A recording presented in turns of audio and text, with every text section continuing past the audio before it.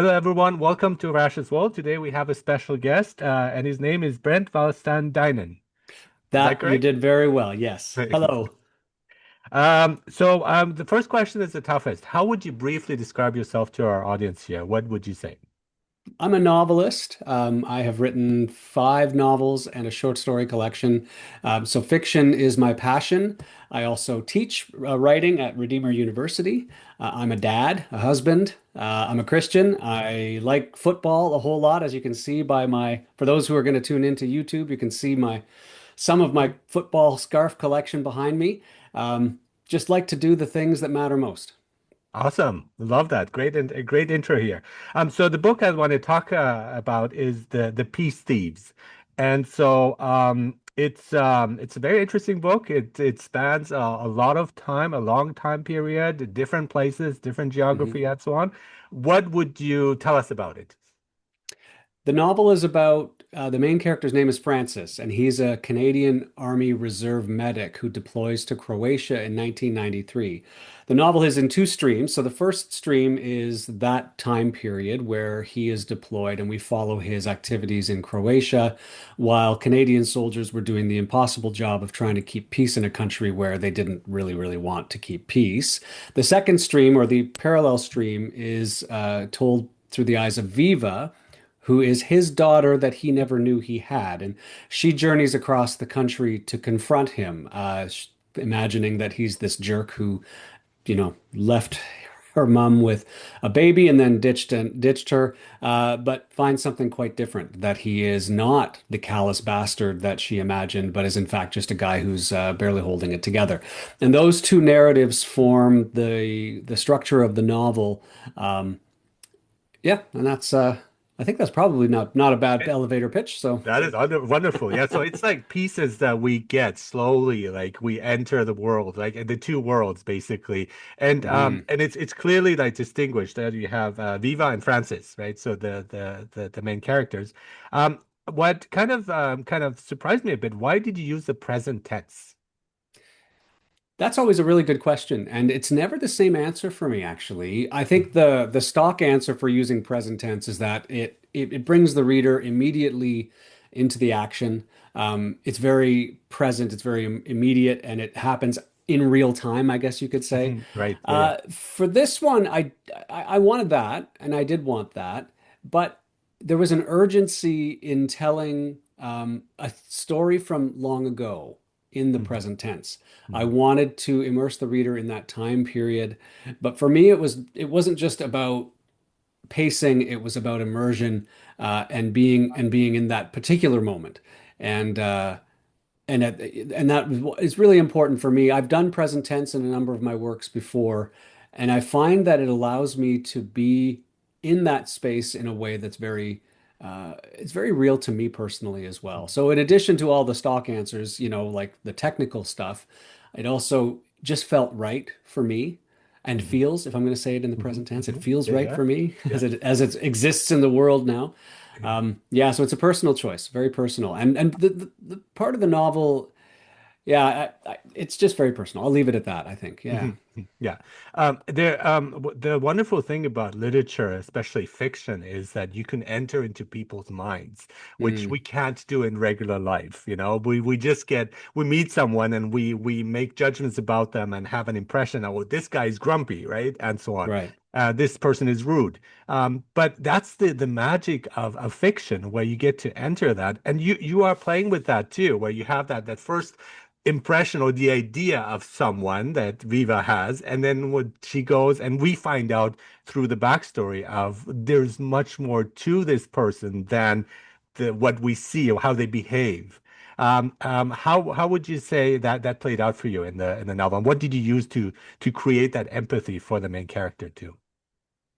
Yeah, I have a little bit of a personal connection to Francis. He's not me, but Mhm. I did serve in the Canadian Armed Forces in the early 1990s as a reserve medic. Mhm. And although I never deployed, I was trying to balance college and the military, and I never deployed. But I had a lot of friends who did. I was on the UN list when I ended up resigning to focus on my studies. So I have that personal connection as well. And so to really get into what it might have been like for a reserve army medic. And the contrast there is between like reserve soldiers are part-time and regular force soldiers are full-time. They have bases, they have homes on bases, they have these incredible structures built to support them.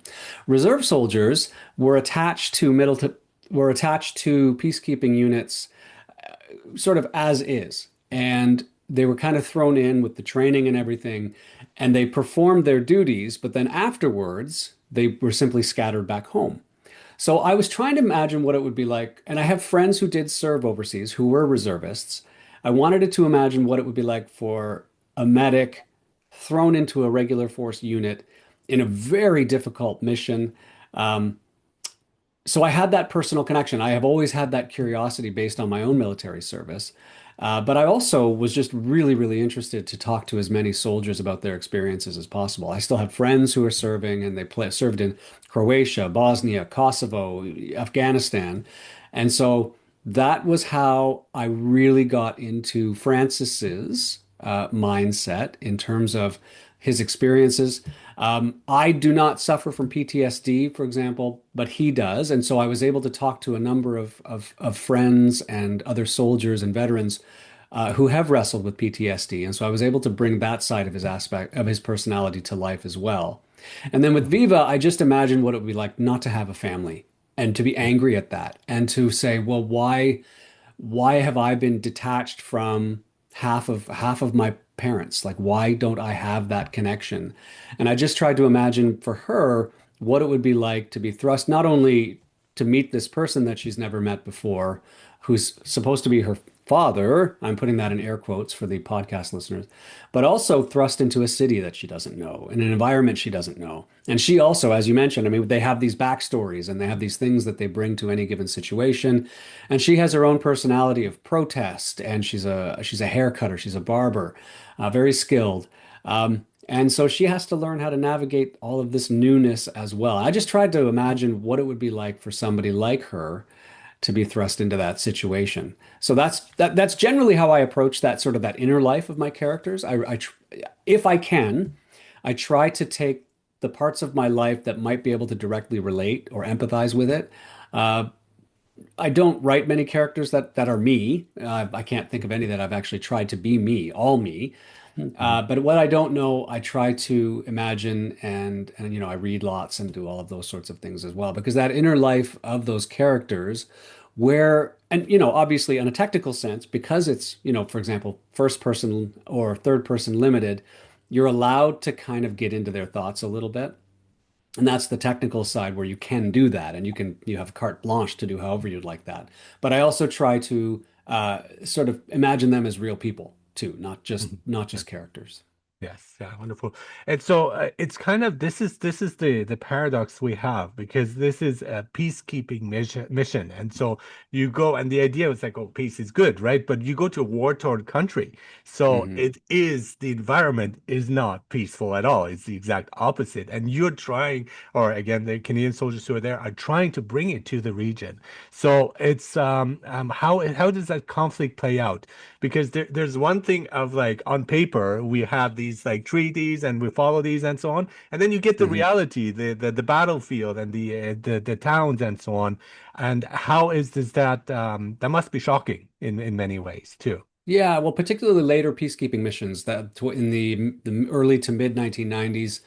The first peacekeeping that Canada did, it's the traditional model is where you've had two countries or two parties that have been at war. Mhm. They have reached a point in the conflict where perhaps there's a ceasefire, or perhaps there's a cessation of hostilities, and the UN comes in at the behest of those nations to sort of walk a line between them, to keep them apart, and to sort of make sure that they're honoring the treaties, make sure that they're returning prisoners, turning over weaponry, those kinds of things, as you say, have been agreed to in the paperwork.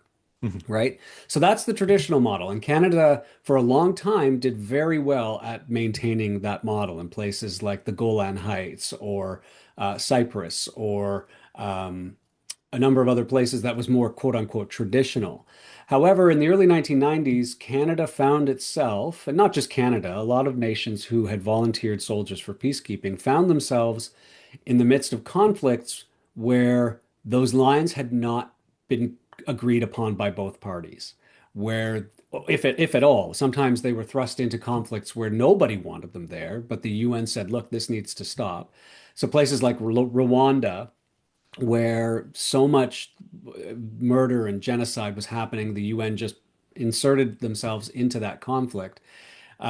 Croatia was another one of the situations. The Serbs, I guess you could say, wanted them there a little bit more.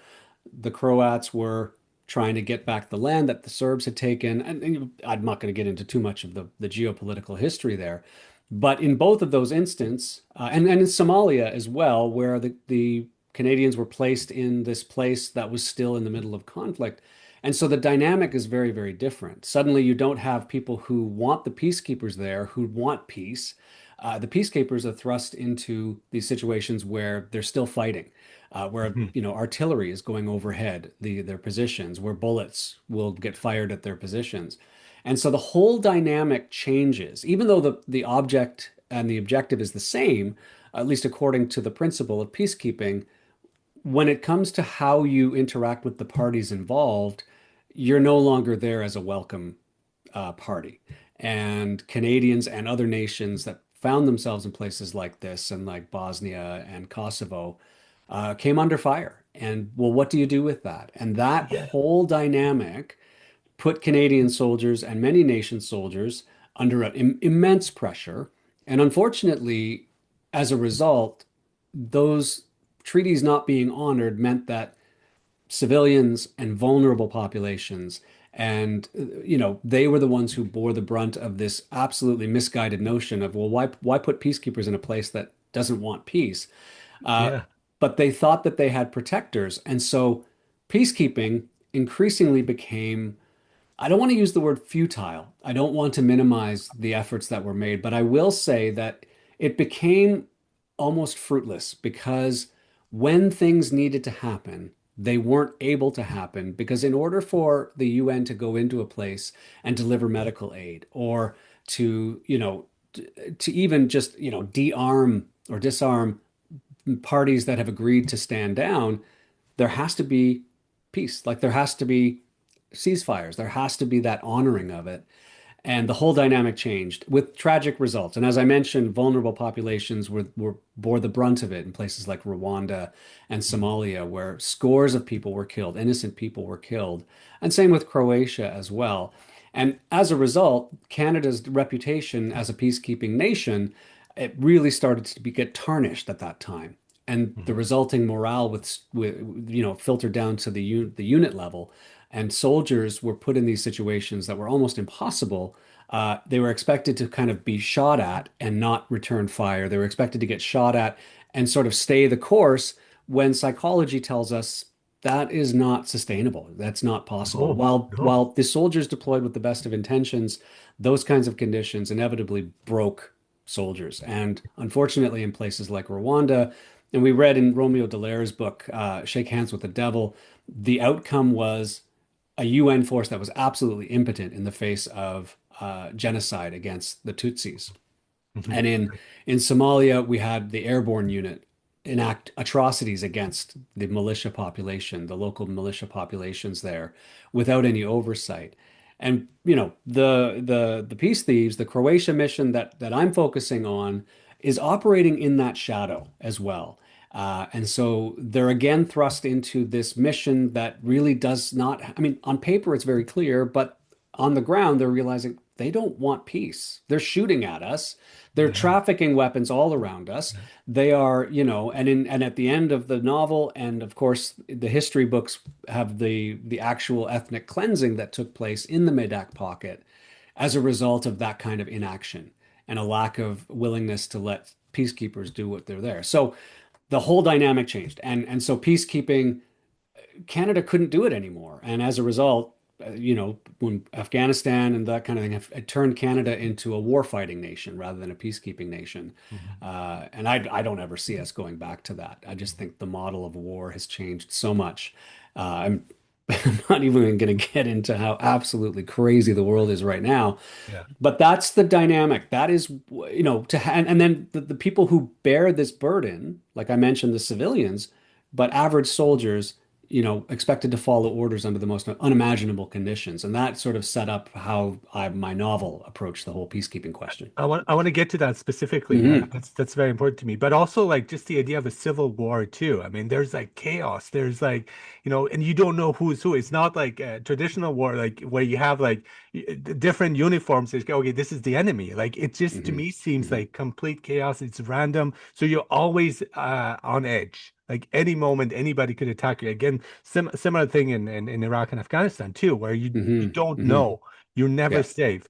And so that is horrible, but then also the trauma that that creates for these soldiers who mean to do well. They're not there to fight. They're to keep peace.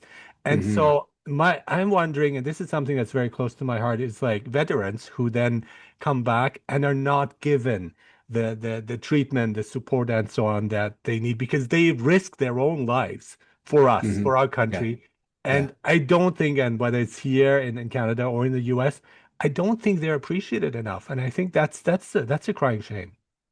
I think it's almost a truism to say it this way, but I'm going to say it anyway. I think you can never do enough. So, Mhm.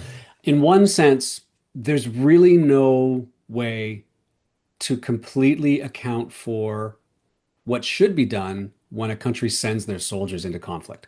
There's no way. The whole nature of conflict would prevent any way to predict just how it's going to affect those soldiers physically, mentally.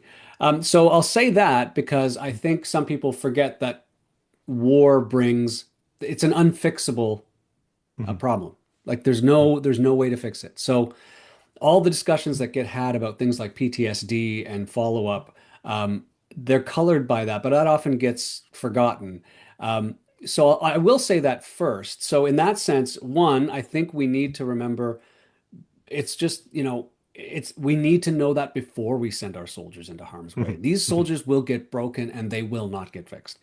But secondly, it also is a big indictment of we should still try. Mhm. Canada and other nations have gotten much better at treat PTSD, for example, or making sure that soldiers who are physically wounded have prosthetic limbs or they have therapy for the rest of their lives. So Afghanistan brought that really, really much to the fore. And to its credit, Canada has done much better since Afghanistan. But every veteran that I've talked to, and like I said earlier, it's just you can never do enough. Mhm. But the biggest problem that my novel raises about that particular mission and missions at that time, a lot of those things that Canada learned in Afghanistan and was able to put it, thankfully for Afghanistan veterans, was able to give them that support. Those things were fragmented, much more fragmented. We didn't know as much about PTSD. Um, Yeah, that's true. we were calling it something else even back then. It was still, people were still calling it shell shock at that Yeah, yeah, time, yeah. and we were learning this new language of trauma, but we were really not equipped for that. Regular force soldiers had at least they had military hospitals on bases, they had chaplains, they had psychologists, they had doctors who they could go to say, look, I've got a problem.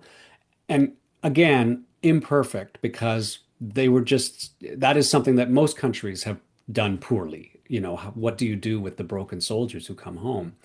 But for reservists, it was particularly effective, ineffective because, as I mentioned, they didn't go back to those bases. They didn't go back to that full-time military, their own units that where they could keep working with the same people. They were simply sent home, not even always to their home units. They were just sent home and said, thanks a lot. Not even, well, they weren't always thanked and expected to kind of cope with things on their own. And that is something that will haunt Canadian veterans, obviously, but it'll haunt our record for generations. That for a long, long time we did not think about those who we sent into harm's way in a way that we thought about the regular soldiers, the full-time soldier, the professional soldiers who signed up for this kind of stuff. We did not think about the part-time soldier who volunteered to do this dangerous duty out of a sense of obligation or duty, how they might be affected when they get home.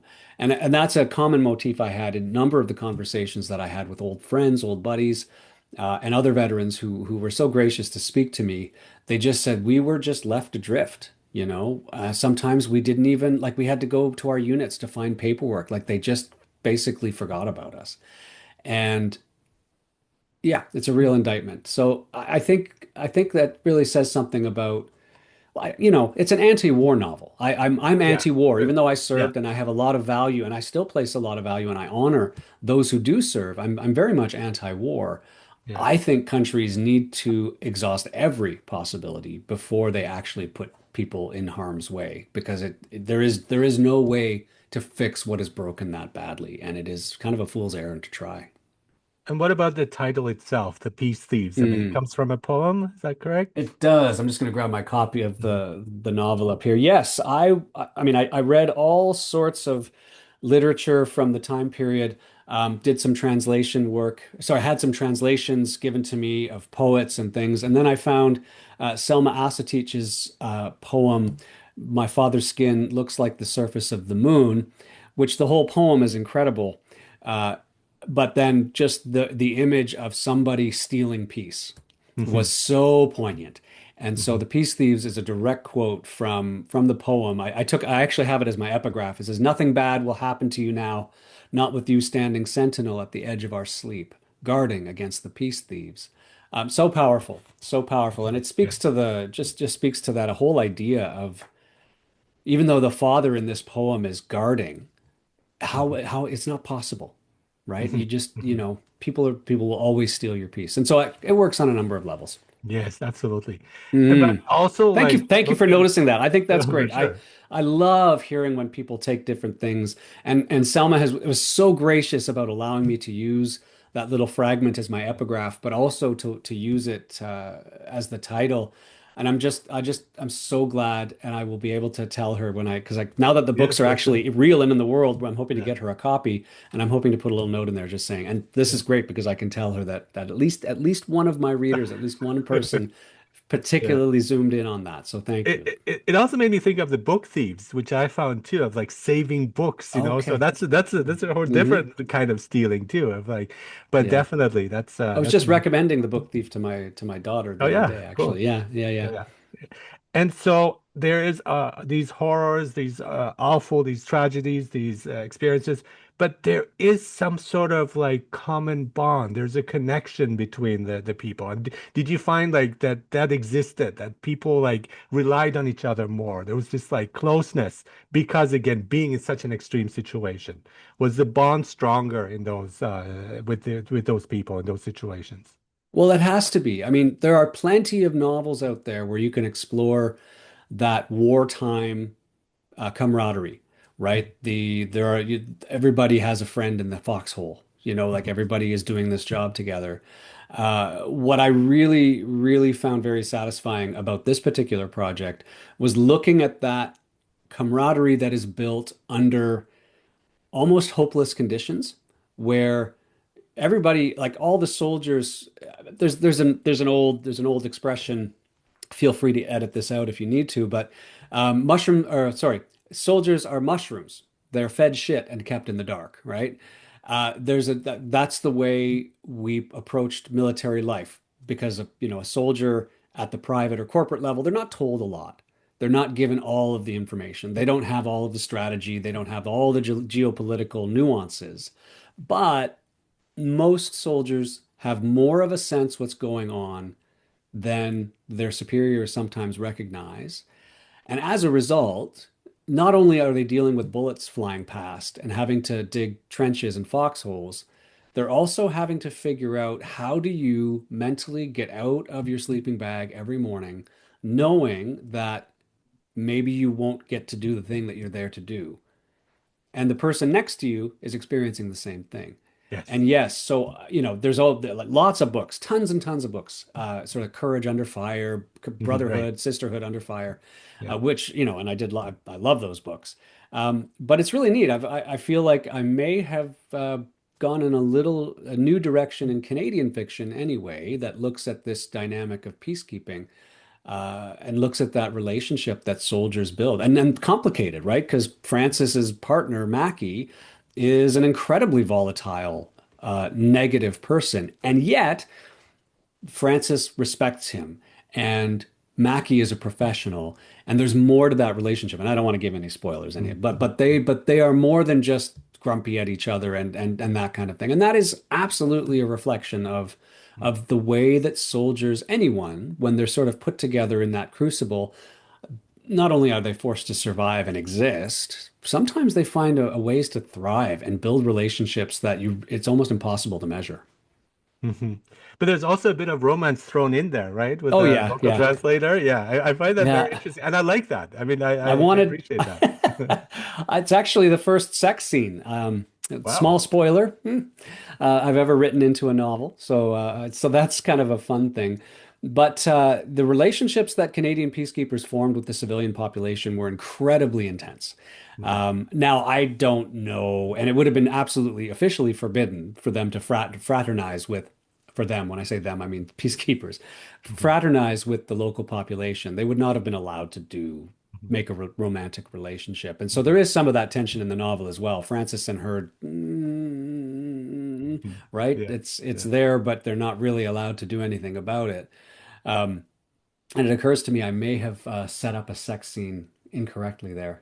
Anyway, but they do. And so I imagine, Mhm. what would it be like Mhm. to meet somebody that just sort of rocks your world in the middle of all this horror show? Mhm. Somebody that you make a really, really, really intimate connection with. And yeah, well, and plus the novelist in me, I love exploring human needs and challenges and desires. Well, and Mhm. what is the most universal desire but to find A- companionship and And romance, love right? against So the rules is the best kind, love against the So absolute, there you go. You the gotta forbidden throw that in forbidden there. love. Yeah, Absolutely. exactly. Is there a follow-up book to this? Because are you working on another book? Is it connected to it, or is it something different? Your next book that you're planning? I'm working on another historical fiction book. So this Okay. book, it's an interesting sort of half. Some people would argue that it's you can't have historical fiction that's only 30 years ago. But I Mhm. but I but I feel it's historical fiction when it comes to the Croatia deployment, and then the modern part is not. But I'm not writing anything directly connected to it thematically or characters or anything like that. But I Yeah. am dabbling again in historical fiction. So events south of the border, particular gesture made by Elon Musk at a certain inauguration party that was very reminiscent of horrific gestures made by the Nazis during World War II. It sent me back into my family history a bit, and I'm writing a novel that is inspired by the fragments and little bits of knowledge that we have about my paternal grandfather's service with the Dutch resistance during World War II. And Mhm. my mom's dad was also involved in a very different way. They were both involved in the resistance, but I have learned a lot about the unit that he was a part of and some of the activities that they were doing. And so, yeah, when you So feed it's a a work in novelist, progress? You're a work in yes, work in progress, or progress, absolutely. okay. When you feed a novelist that kind of what a kibble, Yeah, I exactly. have to keep looking for more to feed on. And so that's the next project. The working title is called Child, and Mhm. it's the origin story of my kick-ass Dutch resistant Well, character. definitely have to have you back for that when that's Oh, I done. can't Yeah, wait. That would be wonderful. great. Thank you so much, Brent van Staalduinen. Okay, and you're a best-selling author, a former army medic, and the book, your current book, the Peace Thieves. Thank you so much for being on Arash's World and talking about this wonderful book and your ideas and impressions. Thanks Oh, so it's much. been such a pleasure to be here, Arash. Thank you so much for having me. You get to be my first podcast interview. So, Awesome. I feel yes. honored. Yep. My friend Jamie Tennant has a local radio show. So I interviewed with him yesterday. That was my first interview, and you're my first podcast interview. So Wonderful. thank you I for feel having honored. me. It's and I love what you're doing with the show. I've exploring all the culture, the art, and those connections that we make between the things that mean the most to us. So that's pretty great. Thank you again. Thank you so much, Brent.